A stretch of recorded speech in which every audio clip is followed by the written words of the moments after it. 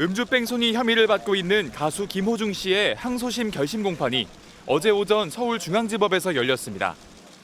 김 씨는 지난해 5월 9일 서울 강남구에서 술에 취해 운전하다 택시를 들이받고 매니저가 허위로 자수하도록 한 혐의 등으로 1심에서 징역 2년 6개월의 실형을 선고받았습니다. 검찰은 피고인의 항소를 기각하고 원심 구형을 인용해달라며 1심과 같은 징역 3년 6개월을 구형했습니다. 반면 김 씨 측 변호인은 술타기 수법을 쓰지 않았는데 오해받아 과도한 처벌로 이어져선 안 된다며 1심 형량이 과하다고 주장했습니다. 매니저에게 허위 자수를 지시한 혐의도 부인했습니다. 대표와 매니저 등의 결정에 따라 움직인 소극적 방조에 불과하다는 겁니다. 피해 택시기사와 합의한 점도 덧붙였습니다. 김 씨는 최후 변론에서 사회에 무리를 일으켜 진심으로 죄송하다며 이번 일을 인생의 기폭제로 삼아 새로운 삶을 살아가겠다고 머리를 숙였습니다.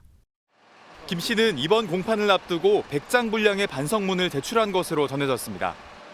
김 씨의 항소심 선고는 다음 달 25일로 정해졌는데 재판부가 어떤 판단을 내릴지 주목됩니다. 음주운전 뺑소니 혐의로 지금 복역 중이죠. 지금 김호중 씨 관련해서 새로운 얘기가 나왔다는데 하재근 평론가의 어떤 내용일까요?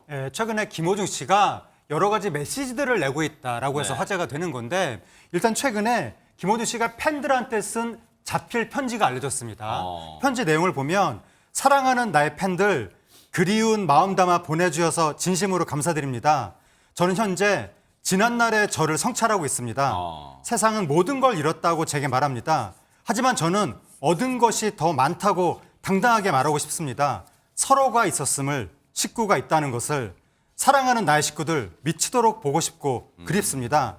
다시 왔다고 서로 인사하는 그날까지 건강하시고 기다려주시길 바랍니다. 라고 하면서 25년 2월 12일 김호중 드림 이렇게 썼는데 이 2월 12일이 지난달 김호중 씨의 항소심 첫 번째 공판이 열렸던 날짜이기도 합니다.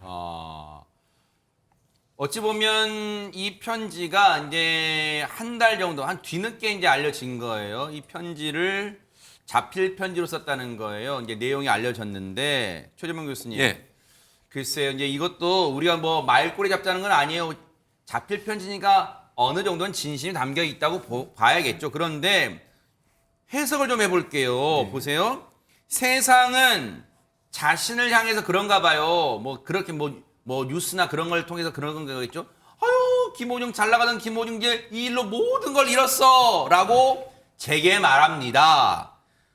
하지만 저는 얻은 것이 더 많다고 당당하게 말하고 싶습니다. 뭘 얻었단 말일까요? 최재문 교수님이 해석 좀 해주세요. 제가 볼 때는 이제 팬들의 그 뭐랄까 단단한 응집력, 본인을 아직도 지지하고 있는 이 그런 모습 이걸 얘기하는 것 같아요. 그러니까 이게 사실은 이제 팬들한테 보낸 편지이기 때문에 뭐 그런 점을 일정 부분 좀 감안한다고 하면 이렇게 쓸 수는 있다고 봅니다. 그러나 이게 지금 모든 걸 잃은 것이 아니고 뭔가 얻었다고 하는 것은 본인에 대한 반성이나 본인이 한 행동에 대해서 뭔가 깊이 참여하고 있다고 느껴지지 않아서 좀 안타깝습니다. 팬들한테도 저는 사과해야 된다고 생각합니다. 팬들이 얼마나 믿고 의지해주고 끝까지 지금 버텨주고 있습니까?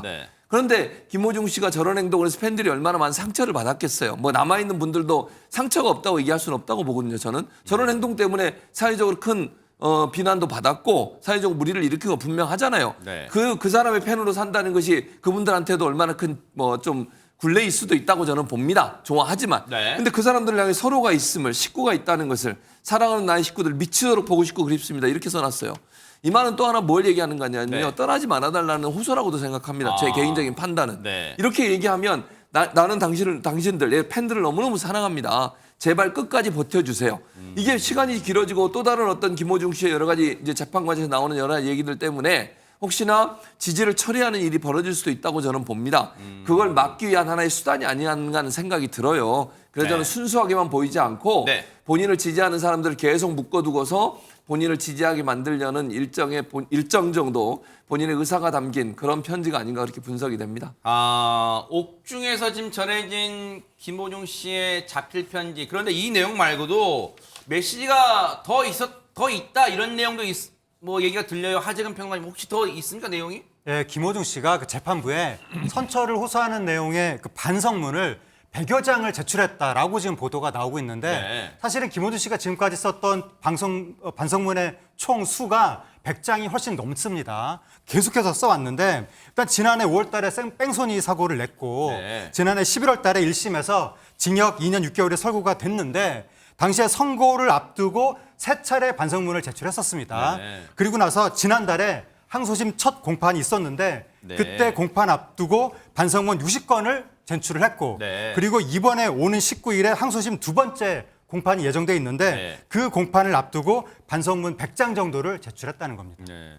혹시 이제 시청자분들도 궁금하실 거예요. 아마 김호중 씨 팬분들은 더 궁금할 수도 있어요. 허준 변호사님, 반성문 장수가 늘어나면 형량 낮추는 데 조금 도움돼요. 어떻습니까? 뭐 일반적인 사건 같은 경우에 뭐 한 장 몇 줄 달랑 써서 반성문 내는 것보다 열심히 정말 성실하고 진심 어린 반성 의지를 담아서 그걸 표현한다라고 하면 확실히 반성하고 있다라는 인상을 재판부에 줄 여지는 있겠죠. 그렇지만 재판부에서도 무조건 뭐 100장이면 얼마를 감형해주고 200장이면 얼마를 감형해주고 이런 식으로 장수나 분량에 따라서 기계적으로 판단을 한다거나 탄원서를 물량 공세를 한다고 해서 양형에 반영한다거나 그렇지는 않습니다. 보다 중요한 것은 네. 진정한 반성 의지를 봐야 되는데 이 사건 같은 경우에는요. 지금 1심에서 인정된 위험운전 치상 혐의를 항소심에 와서 오히려 정상적 운전이 곤란한 상태가 아니었다라고 얘기를 하면서 부인을 하고 있거든요. 그러면서도 반성을 한다는 것은 재판부에서는 진정한 반성 의지가 있는 것인가? 이렇게 생각하게 될 여지가 있는 사건인데다가 네. 1심에서 양형 사유로 참작될 만한 피해자와의 합의라든가